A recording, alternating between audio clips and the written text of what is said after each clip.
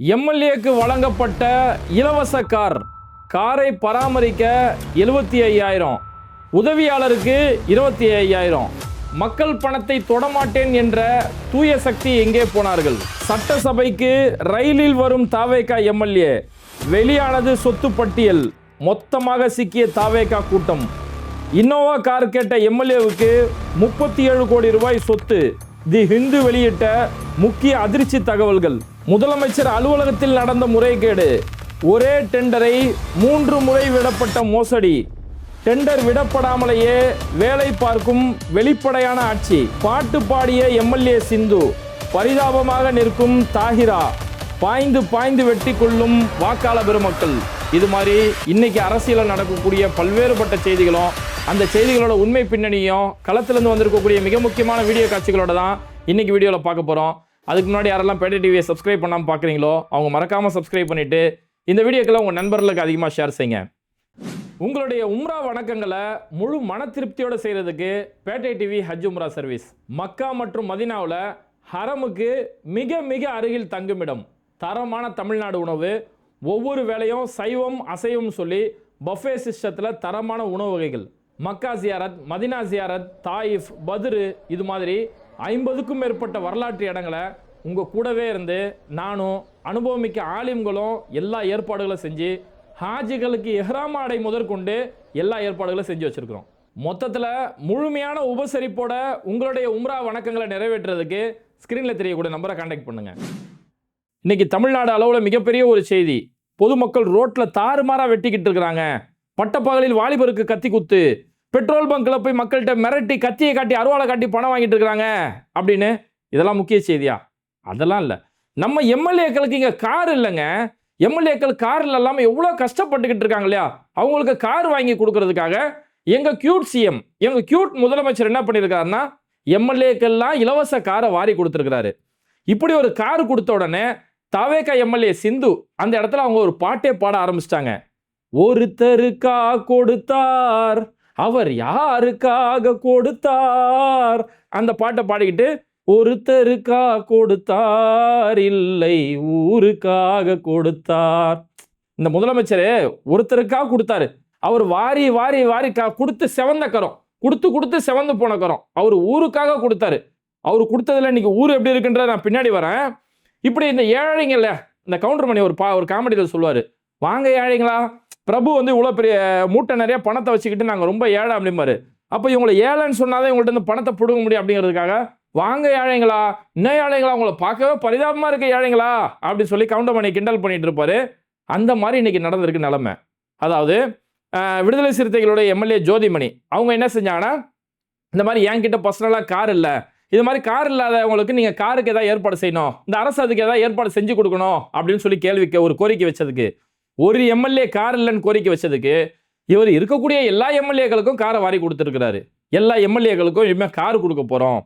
Car கொடுத்தது மட்டும் இல்லாமல் அந்த காரை பராமரிக்கிறதுக்காக, கார் மட்டும் கொடுத்தா எப்படி, காரை பராமரிக்கிறோம் இல்லையா, அதுக்காக ஒரு 75,000 மாதம் 75,000. இது சம்பளத்தை கழிப்பீங்களா? இல்லை. சம்பளம் எம்எல்ஏ கொடுக்கறது லட்சக்கணக்கில் எம்எல்ஏ சம்பளம் தனி. சம்பளம் போக கார் பராமரிப்புக்கு மட்டுமே 75,000. டிரைவருக்கு ஏற்பாடு செய்யணும், அவங்க காரில் பெட்ரோல் போடணும், காரில் ஸ்பீக்கர் மெயின்டெனன்ஸ் பண்ணணும், காரில் அந்த டிஜிட்டல் எல்லாமே வைக்கணும் இல்லையா, அதெல்லாம் மெயின்டெனன்ஸுக்கு ஒரு செலவு இருக்கு இல்லையா. அதனால் அதுக்காக ஒரு மாதம் ஒரு 75,000. சரி, இந்த 75,000 முடிஞ்சதா? இல்லை. எம்எல்ஏன்னு ஒருத்தர் இருக்கிறாருன்னா அவருக்கு ஒரு அசிஸ்டன்ட் வேணும் இல்லையா. அப்போ அசிஸ்டண்ட்டுக்கு ஒரு காசுக்கு எங்கே போவார்? ஏன்னா இவங்களாம் ஏழைங்க இல்லையா. அதனால் அந்த அசிஸ்டண்ட்டுக்காக ஒரு 25,000. காரை பராமரிக்க 75,000, அசிஸ்டண்ட்டுக்கு 25,000. ஒட்டு மொத்தத்தில் ஒரு எம்எல்ஏக்கு தனிப்பட்ட முறையில் 1,00,000, தனிப்பட்ட முறையில் சம்பளம் தனி. அது 1,05,000 சம்பளம் தனி. இப்பேற்பட்ட விஷயங்களை இன்னைக்கு முதலமைச்சர் வாரி கொடுத்துருக்கிறாரு. அதோட தான் சிந்து அந்த இடத்துல பாட்டு பாட ஆரம்பிச்சாங்க. ஒருத்தருக்காக கொடுத்தார், இவர் ஊருக்காக கொடுத்தாருண்டு. ஏன்னா தாவேக்கால இருக்கிறவங்களாம் ரொம்ப ஏழைப்பாளைங்கல்ல, எல்லாம் கஷ்டப்படுறவங்க. இதுக்கு முன்னாடி இப்படி தான் தென்றல் குமார்னு ஒரு எம்எல்ஏ ஒருத்தர், அவர் என்ன செஞ்சார், செருப்பு இல்லாமல் நடந்து வந்தார். ஆக்சுவலாக அவர் இன்னைக்கு வரைக்குமே செருப்பு போடாமல் தான் பல இடங்களுக்கு போயிட்டு இருக்கிறாரு. அது அவரோட தனிப்பட்ட வேண்டுதலோ என்னவோ. அவர் செருப்பு போடாமல் வரும்போது அவரை பேட்டி எடுக்கும்போது உடனே அவர் சொல்கிறாரு, ஐயா என்கிட்ட மகிழுந்து இல்லை ஐயா. மகிழுந்துனா காரு, என்கிட்ட கார் இல்லைங்கய்யா. நான் இன்னைக்கு வரைக்கும் எம்எல்ஏக்களுக்கு பஸ் விடுவாங்க இல்லையா, அந்த பஸ்ஸில் போகக்கூடிய ஒரு ஏழையா நான் அப்படின்னு சொல்லியிருந்தாரு. அதுக்கப்புறம் அவரோட சொத்து பட்டியலை நம்ம பேட்டை டிவி சார்பில் போய் நோண்டணும்.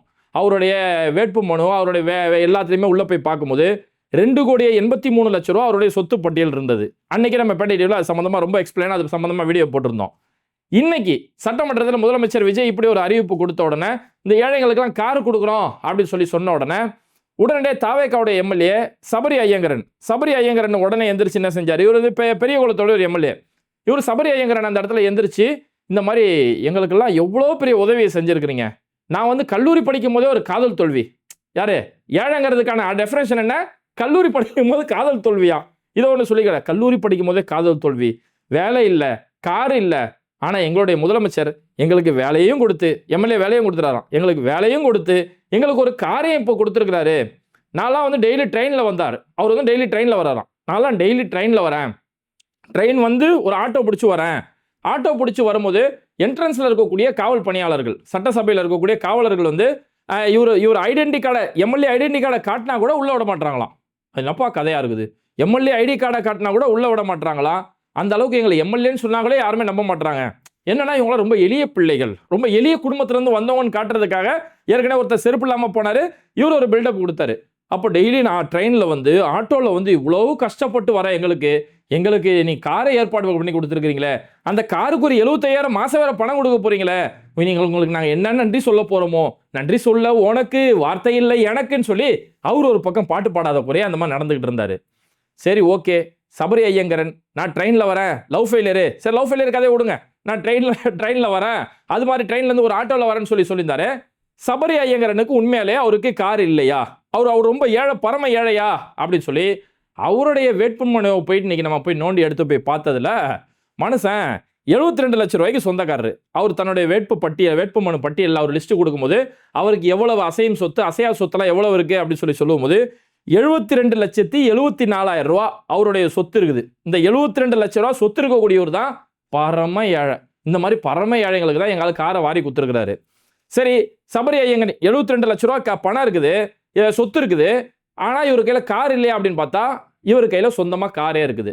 சபரி ஐயங்கரன் அவருடைய சோஷியல் மீடியா பக்கங்களில் போய் பார்க்கும்போது டெஃபெண்டர் கார், ரொம்பவே விலை உயர்ந்த சிவப்பு கலரில் நம்பர் பிளேட் வச்சுக்கிட்டு டெஃபெண்டர் கார் ஒன்று வச்சுக்கிட்டு இருக்கிறாரு. இவர் எம்எல்ஏவா ஜெயிச்ச பிறகு இவங்க ஊரில் பெரியகுளம் பகுதியில் ஒரு ரவுண்ட் அடிச்சுக்கிட்டு இருந்தார். ரவுண்ட் அடிச்சுக்கிட்டு நன்றி தெரிவிச்சுக்கிட்டு கையில் இத்தாதண்டி வேலை ஒன்று கையில் வச்சுக்கிட்டு ரவுண்ட் அடிச்சுக்கிட்டு போயிட்டு இருந்தார். அந்த கார் எப்படின்னா மேலே டாப்பில் ஓப்பன் பண்ணி அந்த டாப்பில் ஏறி நின்றுக்கிட்டு நானே எம்எல்ஏ பார்த்துக்கப்பா, நானே எம்எல்ஏ தான் சொல்லி ஊராக ரவுண்ட் அடித்தார். அவன் இந்த மாதிரி கார் இல்லாத இருந்தார்ல, ட்ரெயினில் வரார்ல, அவர் தான் அந்த டாப் ஓப்பன் காரில் வந்தார். அதுக்கப்புறம் வேட்புமனு பட்டியலில் போய் பார்க்கும்போது டாடா டிகோர் அவருடைய கார் அவரே மென்ஷன் பண்ணுறாரு. அவர் பேரில் இருக்கக்கூடிய கார், இன்னும் அவங்க ஃபேமிலி ஆளுங்க, அதெல்லாம் தனி கதை, அது என்ன கார் தெரியல. இவருடைய சொந்த பெயரில் இருக்கக்கூடிய கார் டாடா டிகோர் காரு. அந்த காரோடைய மதிப்பு 5 லட்சம் அப்படின்றத அதில் மென்ஷன் பண்ணுறாரு. வெறும் கார் மட்டும் தானா அப்படின்னா பைக்கு 2 பைக் வச்சிருக்காரு. ஒன்றுக்கு 2 பைக்கு.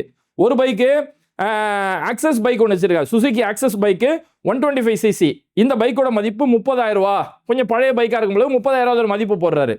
அதுக்கடுத்து ஜூபிட்டர் பைக் ஒன்று வச்சிருக்கிறேன், ஜூபிட்டரோட பைக்கோட மதிப்பு 1,40,000 ரூபா இந்த பைக்கோட மதிப்பு அப்படிங்கிறாரு. சரி, நான் என்ன கேட்குறேன், காரே இல்லைனா கூட 2 பைக் இருக்குல்ல, ஒன்றுக்கு 2 பைக் இருக்குது. 2 பைக் இருக்கும்போது எதுக்கு நீங்கள் ட்ரெயினில் மாறி ஆட்டோ பிடிச்சி வரணும்? அப்போ இதெல்லாம் நாடகன்ற தெரியுதா? டாடா டிகோர் கார் ஒன்று இருக்குது, 2 பைக் இருக்குது, எல்லாம் இவர் பேரில் இருக்குது. இதையும் தாண்டி டெஃபெண்டர் காரில் நின்றுக்கிட்டு போஸ்ட் கொடுத்துருக்காரு. டாப் ஓப்பன் காரில் ஊரெல்லாம் வளம் வந்துக்கிட்டு இருந்தார். இப்பேற்பட்ட வெளிப்படையில் இப்படிப்பட்ட பகுமானம் காட்டிக்கிட்டு சட்டசபையில் பொதுமக்களுக்கு முன்னாடி வந்துக்கிட்டு எங்களுக்கெல்லாம் ஏழை, வேலையே இல்லை, எங்களுக்கு வருமானமே இல்லை, குறைபாட்டு படுறது. இப்படி குறைபாடு பாடுபடுறது நீங்கள் ஆட்சியை பிடிச்சிக்கிட்டீங்க. மக்கள் முன்னாடி போயிட்டு எல்லாருமே தீய சக்தி, நாங்கள் மட்டும்தான் தூய சக்தின்னு அந்த அப்பாவி மக்களை நம்ப வச்சு அவங்களுடைய பொய் கதைகள்லாம் எப்படி இருக்குன்றத இன்னைக்கு ஒவ்வொரு நாளும் மக்கள் நம்பிக்கிட்டு இருக்கிறாங்க. சரி, இதையும் தாண்டி இன்னொரு எம்எல்ஏ ஒருத்தர் இருந்துச்சாரு. அவர் என்ன பண்ணாரு, எம்எல்ஏ சண்முகன், இவர் வந்து முடவங்குறிச்சியோடைய எம்எல்ஏ. சண்முகன் எந்திரிச்சு, சார் இந்த மாதிரி எங்களுக்கு மக்கள் வைக்கக்கூடிய கோரிக்கை மட்டும் இல்லாமல் சட்டமன்ற உறுப்பினர்கள் வைக்கக்கூடிய கோரிக்கையை நிறைவேற்றி கொடுக்குறாரு. இப்பேற்பட்ட ஒரு முதலமைச்சர் கிடைக்கிறதுக்கு நாங்கள் என்ன தவம் செஞ்சோமோ அப்படின்னு ஃபர்ஸ்ட் முதலமைச்சரை புகழ்ந்துக்கிறாரு. புகழ்ந்து முடிச்சுட்டு அதுக்கப்புறம் சொல்றாரு, காரு கொடுக்கறது தான் கொடுக்குறீங்க, அது இன்னோவா காரா கொடுத்துட்டா ரொம்ப பிரயோஜனமா போயிடும்னு சொல்லி நான் கேட்கலைங்க, பின்னாடி இருக்கக்கூடிய எம்எல்ஏகள் கேட்குறாங்கயா அப்படின்னு சொல்லி அவரு சொல்றாரு. நான் கேட்கலைங்கயா, கொடுக்குறீங்க, ஒரு இன்னோவா கார் கொடுக்குன்னு சொல்லி பின்னாடி இருக்கிற எம்எல்ஏக்கெல்லாம் பேசிக்கிறாங்க.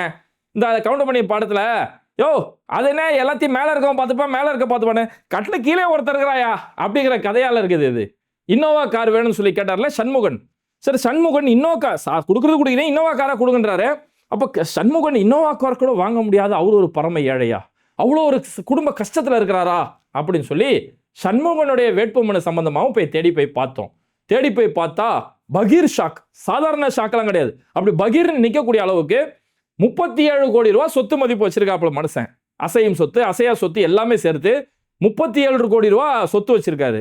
சரி 37 கோடி ரூபா வச்சிருக்காரு, சண்முகனுக்கு கார் எதுவுமே இல்லையா, இன்னோவா கார் கேட்கிறாரு, கார் எதுவும் இல்லையா அப்படின்னு கேட்டா ஆல்ரெடி சண்முகனுக்கு இன்னோவா கார் இருக்கு.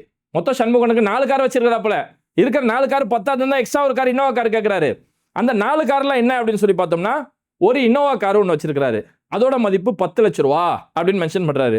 அதுக்கு பிறகு மெர்சடைஸ் பென்ஸ் கார் ஒன்று வச்சிருக்காரு. இந்த பென்ஸ் காரோடைய ரேட்டு இது 12 லட்சம் ரூபா அப்படி சொல்லி குறிப்பிட்றாரு. அதுக்கப்புறமா வாக்ஸ் வேகான் கார் ஒன்று வச்சிருக்காரு. இப்படி ஒரு காரு, அதுக்கு இந்த மாதிரி ஒட்டு மொத்தம் ஆல்ரெடி ஒரு கையில் இருக்கிறதே 4 கார் வச்சிருக்காரு. பென்ஸ், இன்னோவா, வாக்ஸ் வேகான் இது மாதிரியான ஆல்ரெடி இவர் கையிலேயே 4 காரை வச்சுக்கிட்டு இருக்கிறாரு. 4 கார் இவருக்கு பத்தல, 37 கோடி ரூபா சொத்து பத்தல. இப்போ முதலமைச்சர் வேற ஒரு கார் தராரு. சரி ஐயா கொடுக்கறதா கொடுக்குறீங்க, இன்னோவா காரே கொடுத்துருங்க அப்படின்னு சொல்லி கேட்கக்கூடிய அளவுக்கு தான் பரம ஏழைகள் இருக்கக்கூடிய ஒரு கட்சி. இதெல்லாம் கேலி கூத்தா இல்லை? இதே கூட்டம் வேட்பாளர் பட்டியல் அறிவிச்சாங்க இல்லையா, 234 தொகுதிக்கு வேட்பாளர் பட்டியல் அறிவிக்கும் போது அன்னைக்கு இப்படி நெஞ்சில கை வச்சுக்கிட்டாங்க. இப்படி நெஞ்சில கை வச்சுக்கிட்டு ஒரு உறுதிமொழி எடுத்தாங்க. மக்களுடைய பணத்தை ஒரு பைசா கூட நாங்கள் தொட மாட்டோம் அப்படின்னு மூஞ்சில ரியாக்ஷனே இல்லாம அன்னைக்கு வாக்குறுதி ஏத்தாங்கோ.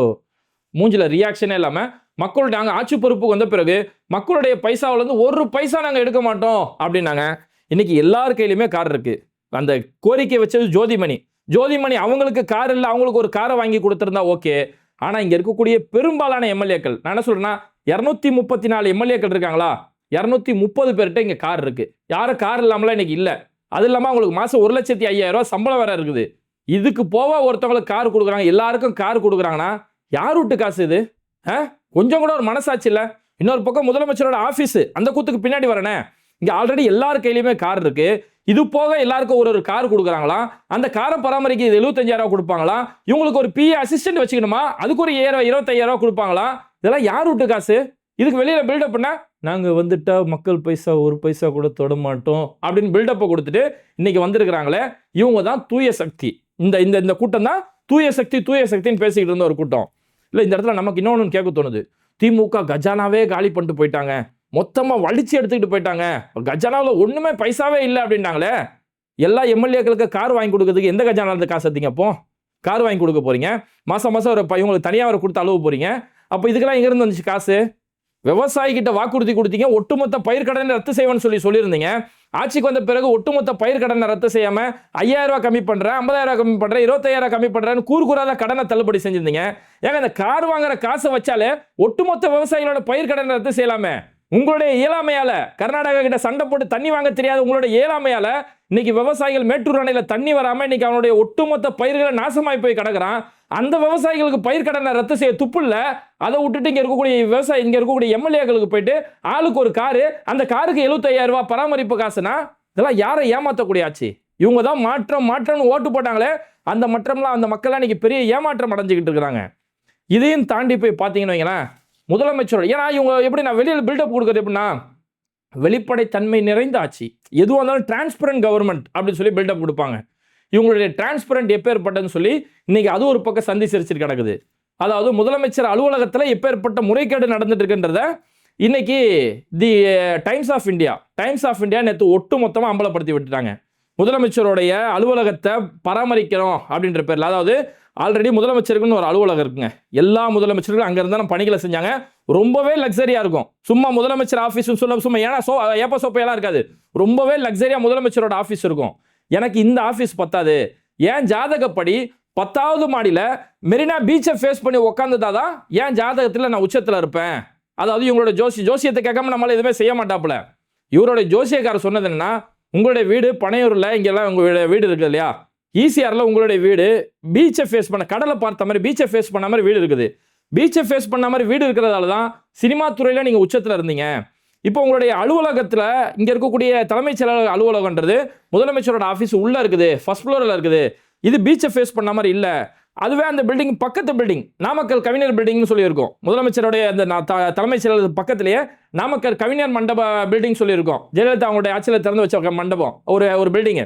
அந்த பில்டிங்கோட 10வது மாடிக்கு டாப்புக்கு போயிட்டா அங்கேருந்து பீச் ஃபேஸு கிடைக்கும். அங்கேருந்து பீச் ஃபேஸ் உள்ள இடத்துல நீங்கள் உங்களோட ஆஃபீஸ் அமைச்சிக்கிட்டீங்கன்னா அரசியல்லையும் நீங்கள் தான் உச்சம், உங்களை யாருமே தொட முடியாது அப்படின்னு சொல்லி ஜோசிகாரன் சொன்ன ஒரு பேச்சுக்காக ஏற்கனவே நல்ல முறையில் இருக்கக்கூடிய ஒரு முதலமைச்சருடைய அலுவலகத்தை விட்டுட்டு இங்கேருந்து சம்மந்தமே இல்லாமல் 10வது மாடிக்கு மாற்றுறாங்க.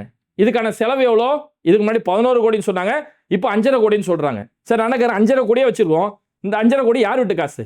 இதே விஜய் டைலாக்லாம் விட்டாரு. ஊரா விட்டு நெய்யில் நீங்கள் ஸ்வீட்டு செய்யாதீங்க சார், முதலமைச்சர் சார், ஸ்டாலின் சார், ஊரா விட்டு நெய்யில் ஸ்வீட்டு செய்யாதீங்க சார்னாரு. இது யார் விட்டு நெய்? இந்த 5.5 கோடி ரூபாய் யார் விட்டு நெய்ன்றேன்? அங்கே தூக்கி இவங்களுடைய ஜோசியத்துக்காக, வேற எந்த காரணமும் இல்லாமல் இவங்களுடைய ஜோசிய நம்பிக்கைக்காக மட்டுமே இங்கேருந்து பில்டிங்கை தூக்கிட்டு போய் பக்கத்து இடத்துல போய் மாற்றி அதுக்கான எல்லா வேலைகளும் செய்கிறாங்க. சரி, அதுலேயாச்சும் முறைப்படி செய்கிறாங்களா அப்படின்னா அதில் 1000 முறைகேடுகள் நடந்துட்டு இருக்குது. அதாவது 5.5 கோடி ரூபா அந்த அந்த இங்கேருந்து முதலமைச்சரோட அலுவலகத்தை ஷிஃப்ட் பண்ணுறதுக்கு 5.5 கோடி ரூபா அந்த செலவா?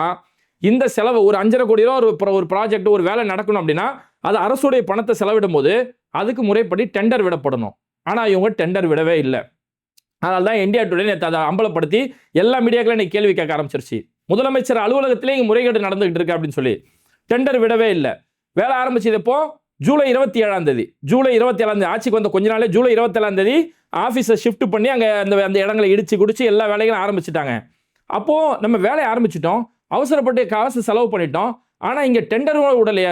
ஒரு டெண்டர் விடணும், அந்த டெண்டருக்கு பல பேர் கோரிக்கை வைக்கணும், அதில் யார் கம்மியாக கொட்டேஷன் பண்ணுறாங்களோ அவங்களுக்கு அந்த டெண்டர் ஒதுக்கீடு செய்யணும், அதுக்கப்புறம் தான் வேலை செய்யணும். அப்போ கிட்டத்தட்ட 3 மாதம் 4 மாதம் ஆயிரும்.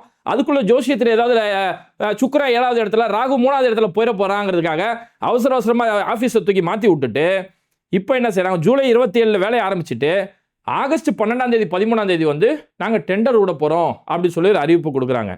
டெண்டருக்கான அறிவிப்பு ஒரு சுற்றறிக்கை ஒரு எல்லாமே வந்துருச்சு. ஆனால் சுற்றறிக்கை வந்துருச்சு, டெண்டரில் வரல. அதாவது அரசுடைய இணையதளத்தில் அது பதிவேற்றப்படலை. அப்போ டெண்டரில் வரலேன்னு கேட்கும்போது டெண்டரில் ஆகஸ்ட் 17ஆம் தேதி வருது. ஆகஸ்ட் 17ஆம் தேதி டெண்டரில் வரும்போது கூட NA நாட் அவைலபிள் அப்படின்னு சொல்லி வருது. இந்த டெண்டர் விட்டுட்டீங்க, ஓகே, இந்த டெண்டர் யாரு கொடுத்தீங்க, எவ்வளோ அமௌண்ட் கொடுத்தீங்கன்னு கேட்டால் நாட் அவைலபிள் NA அப்படின்னு சொல்லி வருது. அதுக்கப்புறம் தான் இந்தியா டுடே சம்மந்தமாக இன்னும் துல்லியமாக ஆராய்ச்சி செஞ்சு எல்லா விவரங்களும் சொல்லும் போது இந்த ஒரே டெண்டரை 5 கோடி ஓவரால் 5.5 கோடி, இந்த 5.5 கோடியை 3 டெண்டர் விட்டுருக்காங்க. 3 டெண்டர் அப்படிங்கிறது முதல் பிளாக் 1 2 கோடியே 41 லட்சம், பிளாக் 2 2 கோடியே 1 லட்சம், பிளாக் 3 1 கோடியே 12 லட்சம். 3 டெண்டராக விரிச்சாங்க. ஏன் 3 டெண்டர்? அங்கே தான் இந்த வெளிப்படைத்தன்மையில் அது நாறுது. ஏன் 3 டெண்டர் அப்படின்னா 2 கோடி ரூபாயிலிருந்து 5 கோடி ரூபா வரைக்கும் ஒரு டெண்டர் விடப்படுது அப்படின்னா அது நார்மலான ஒரு டெண்டர், ஒரு சிறிய அளவிலான டெண்டர்னு சொல்லி அரசு பார்வையில் பார்க்கப்படும். அதுக்கு பெரிய அளவிலான ஒப்புதல்கள் வாங்க தேவையில்ல. 5 கோடி ரூபாய்க்கு மேலே ஒரு டெண்டர் போகுது அப்படின்னும் போது அது நிதி அமைச்சகம் பல்வேறுபட்ட ஆய்வுகளுக்கு உட்படுத்தணும். இவ்வளோ பணம் செய்கிறது சரியா, இந்த எந்தெந்த டெண்டர் சரியான முறையில் யார் செய்வாங்க, அது யார் குறைந்த விலையை செய்வாங்கன்னு சொல்லி பெரிய அளவிலான ஆய்வு எடுக்கணும். அதுக்கு ஒரு 3 மாதம் 6 மாதம் கால அவகாசம் எடுக்கும். அந்த டெண்டருக்கு வெயிட் பண்ணணும். யார் கம்மியாக டெண்டர் எடுக்கிறாங்கன்னு சொல்லி அதுக்கு ஒரு 3 மாதம் 6 மாதம் வெயிட் பண்ணணும். அப்போ இதெல்லாம் சேர்த்தா 1 வருஷம் ஆயிருமே. இந்த 1 வருஷத்துக்குள்ளே நம்மளுடைய ஜாதகம் எல்லாமே மாறி போயிருமேங்கிறதுக்காக இவங்க என்ன செய்கிறாங்க? டெண்டரை 3 கூறா பிரித்து விடுறாங்க. இந்த 2.5 கோடிக்கு ஒரு டெண்டரு, 2 கோடிக்கு ஒரு டெண்டரு, 1 கோடிக்கு ஒரு டெண்டர் சொல்லி ஒரே டெண்டரை 3ஆக பிரிச்சுட்டா பெரிய அளவிலான ஆய்வுக்கு உட்படுத்த தேவையில்ல, நேரங்கள் பெருசாக செலவாகாதுன்னு சொல்லி இப்படி கூறா பிரித்து விடுறாங்க. இப்படி ஒரு அரசு செலவு செய்யக்கூடிய ஒரு பணத்தை இப்படி 2 கூறாகவோ 3 கூறாகவோ செய்யறதுங்கிறது இது ஒரு சட்டவிரோத செயல் சொல்லி நம்மளோட சட்டம் சொல்லுது. சட்டத்தோட அடிப்படையில் இது ஒரு சட்டவிரோதமான ஒரு செயல். அப்படி சட்டவிரோதமான ஒரு செயலை செஞ்சுக்கிட்டு யாருக்கு டெண்டர் விட்டேன்னு சொல்லி சொல்லாமல் டெண்டர் விடுறதுக்கு முன்னாடி வேலையை செஞ்சுக்கிட்டு சும்மா மக்களுடைய கண் துடைப்புக்காக நாங்களும் டெண்டர் விட போகிறோம் அப்படின்னு சொல்லி ஜோக் காட்டிக்கிட்டு இப்பேற்பட்ட முறைகேடுகளோட தான் இவங்களுடைய ஆட்சி நடந்துகிட்டு இருக்கிறாங்க. அப்போ வெளிப்படைத்தன்மைன்றது எதுவுமே கிடையாது. இன்னைக்கு சட்டசபையில் ஆதவ அர்ஜுனா கிட்ட இந்த கேள்வி கேட்கும்போது இல்லை நாங்கள் டெண்டர் வந்து அது சம்மந்தமான டீட்டெயிலாம் இது பண்ணுவோம், கடைசி வரைக்கும் பதில் சொல்லவே இல்லை. அது ஒரு ஆங்கில ஊடகம் வந்து தவறாக செய்தி வெளியிட்டாங்க, போய் கேஸை போடு, எடுத்து பிடிச்சி உள்ள தூக்கி போடு. உங்களுக்கு எதிராக யாராவது செய்தி வெளியிட்டா பிடிச்சி கேஸை போட்டு உள்ளெல்லாம் போடுறீங்க இல்லையா? அந்த குறிப்பிட்ட நடிகை பேரை பயன்படுத்தினாலே பிடிச்சி உள்ள தூக்கி போடுறீங்க இல்லையா? அப்போ உங்களை பற்றி இப்படி ஒரு செய்தி வெளியிட்டான ஆங்கில ஊடகம் பிடிச்சி உள்ள தூக்கி போடு, செய்ய மாட்டாங்க. ஏன்னா அங்கே எந்த ஒரு ஆதாரமும் இல்லை. அவன் கரெக்டாக செய்தி வெளியிட்டிருக்கான். அதனால அவன் ஒன்றுமே செய்ய முடியாத ஒரு நிலைமையில தான் இப்பேற்பட்ட ஒரு ஆட்சிகள் செஞ்சுட்டு இருக்காங்க. இப்படி இவங்க எல்லாமே இந்த எம்எல்ஏ காரை கொடுக்கறது, காருக்கு பணம் கொடுக்கறது, இந்த டெண்டர்ல இப்பேற்பட்ட முறைகேடுகள், வீணா மக்களுடைய பணத்தை, வரி பணத்தை வீணா செலவழிக்கிறதுன்னு சொல்லி இவங்களுடைய சுயநலத்துல மட்டுமே செயல்படுறதால தான் இன்னைக்கு மக்களுடைய வாழ்க்கை சீரழிஞ்சு போய் கிடக்குது. இன்னைக்கு சென்னையில பார்த்தோம்னா, சென்னை மணல்வெளி பகுதியில் அப்படியே வாலிபர்கள் அசால்ட்டா அடிச்சுக்கிறான். அவன் கத்தியில கையில பொருளை எடுத்து சுத்துறான். ஒரு பையனை போட்டு 2 பேரை போட்டு வெட்டுறானுங்க, நட் ரோட்ல வச்சு வெட்டுறானுங்க. அப்படிப்பட்ட மணலில் ஒரு சம்பவம். வண்ணாரப்பேட்டையில் நேற்று நைட்டு வண்ணாரப்பேட்டையில் போர்க்களமாக கிடந்துச்சு. திமுகவோட ஆட்சியில் இந்த மக்களுக்கு அழகான ஹவுசிங் போர்டு கட்டி கொடுத்து அந்த சண்டை போடக்கூடிய இடத்துல இருக்கக்கூடிய தரையை பாருங்களேன். திமுக ஆட்சியில் அந்த மக்களுக்கு போட்டு கூட தரை பாருங்க, அவ்வளோ லக்ஸரியா ஒரு அப்பார்ட்மெண்ட் மாதிரி கட்டி கொடுத்தாங்க. அந்த இடத்துல பார்த்தோம்னா மாறி மாறி வெட்டிக்கிறாங்க. யாரை வெட்டுறான்னு தெரியல, மாறி மாறி மாறி வெட்டிக்கிறாங்க. இவ்வளவு மோசமான நிலைமையில சட்ட ஒழுங்கு இருக்கு. மதுரையில் ஒரு பெட்ரோல் பங்க்ல 3 பேர் பெட்ரோல் போட போறான். பெட்ரோல் போட்டு முடிச்சு காசை கேட்கும் போது உன் கையில இருக்க காசெல்லாம் குடுறான்னு சொல்லி ஆளுக்கு ஒரு கத்தி எடுக்கிறான். ஒவ்வொரு கத்தி இவ்வளவு பெருசு. அந்த கத்தியை எடுத்து வெட்ட போறான். ஒழுங்கா கையில இருக்க காசெல்லாம் குத்துற, இல்ல மண்டையில போட்டுருவேன் அப்படின்னு சொல்லி வெட்டக்கூடிய அளவுக்கு இவ்வளவு மோசமான நிலைமைகள், சட்ட ஒழுங்கு சீர்குலைஞ்சு போய் கிடக்குது. இவ்வளவு மோசமான ஒரு நிலைமையில வச்சுக்கிட்டு நான் நல்லா இருந்த போதே என் ஆட்சியை தக்க வச்சா போதும், அப்பேற்பட்ட செயல்பாடுகளோட தான் இன்னைக்கு தாவேகாவுடைய ஆட்சி நடந்துகிட்டு இருக்கு. இவங்க தான் தூய சக்தின்னு சொல்லி மக்களை ஏமாத்திக்கிட்டு இருக்கக்கூடிய ஒரு சக்தியா செயல்படுறாங்க. இது மாதிரி வீடியோக்களை தொடர்ந்து பார்க்கறதுக்கு மறக்காம பேட்டை டிவியை சப்ஸ்கிரைப் பண்ணிட்டு இந்த வீடியோக்களை உங்க நண்பர்களுக்கு அதிகமாக ஷேர் செய்யுங்க. இணைந்திருப்போம்.